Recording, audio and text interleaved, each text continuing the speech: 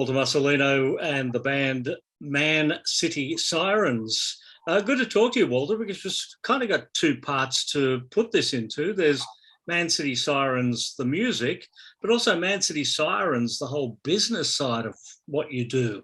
It's pretty much divided down the middle, isn't it? Yes, Man City Sirens, the band and the business. The band, you're probably going to ask me how it came about. Well, it came back quite some time ago, didn't it? Yes, I left university in the end of the first decade of the 2000s. We've recorded a couple of EPs. They were released through an Italian boutique label in Bologna, in Italy. The band has just been coming together slowly. Different people come in and out, and now we've got a sort of solid group, 5 of us. And that's really when more or less the business side of it has kicked in since those 2 EPs were released. And it's really been an explosion of learning for me, how it's not just about playing music together, writing a song when you're on your own, or going out and performing. It's really about negotiating with a venue, negotiating with a publishing house, a recording label, and really getting your head around how to sell music without being too mercantile about it. But you realise that pretty quickly, as Michael Matthews keeps reminding me in a nice way, Walter, it's a business. And I guess with what you've been doing though with the city of Melbourne, city of Stonington, has given you a pretty good grounding on what the shape of the Melbourne music industry is. Yeah, that's a good point.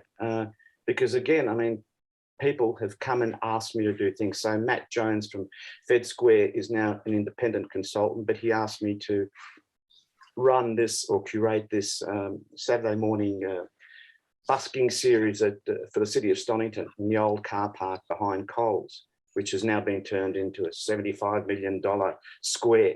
And I did that, and that there was only one complaint, I think, from the president of the Brighton Yacht Club, who one morning said, 11 o'clock, you shouldn't be having rock bands playing. But everybody else loved it. And same, I've done something similar with City of Whitehorse. Also at the moment, through the auspices of our keyboard player, she's an amazingly dynamic person and filmmaker as well. She's got us involved with Melton City Council. Also, we haven't done Brimbank yet, but that's coming up with the Salvos. What's the other place? Oh, Caroline Springs. And I'm hoping to spread that around and go and perform outdoors. Let's bring everyone up to date with where Man City Sirens is musically. How much more new music can we look forward to hearing from Man City Sirens this year?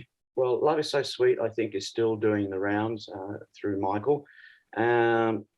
We've got another song which is roughly called Life. Life Is, which is just about, I think, me going to a singing lesson down in South Melbourne, so not far from South Bank, and just walking along under the freeway.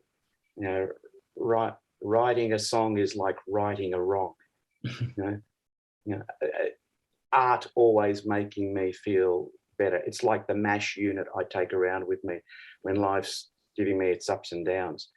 And I just imagine a freeway all the way to the lake in South Albert Park. So that song will be the second release. And at the moment, I've got 4 possible singles to follow up that I'll talk about with the band to see which 2 we would like to record next.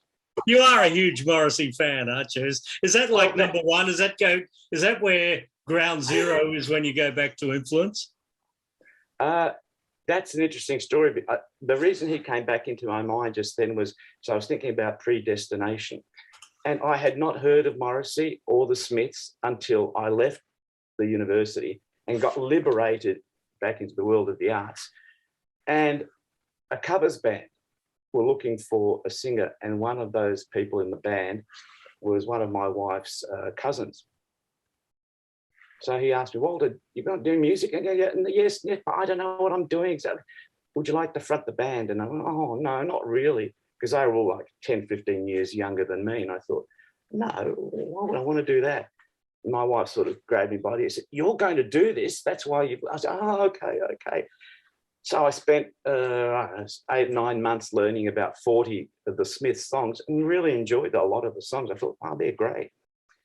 Got into that and performing. That really gives us a good background on what Man City Sirens is all about and where you come from. So thank you for joining us here today and telling the story. It's quite a fascinating look at how one Melbourne band is hitting out there pretty much all over town and aiming at the world.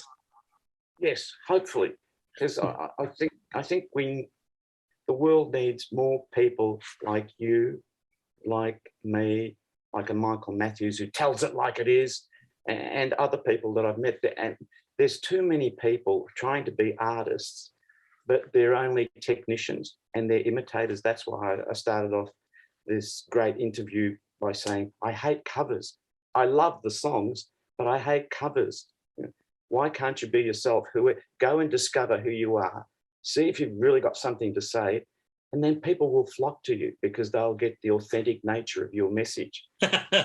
Well, I feel blessed now that you've done that. Oh, you are brilliant. Love it. Fantastic.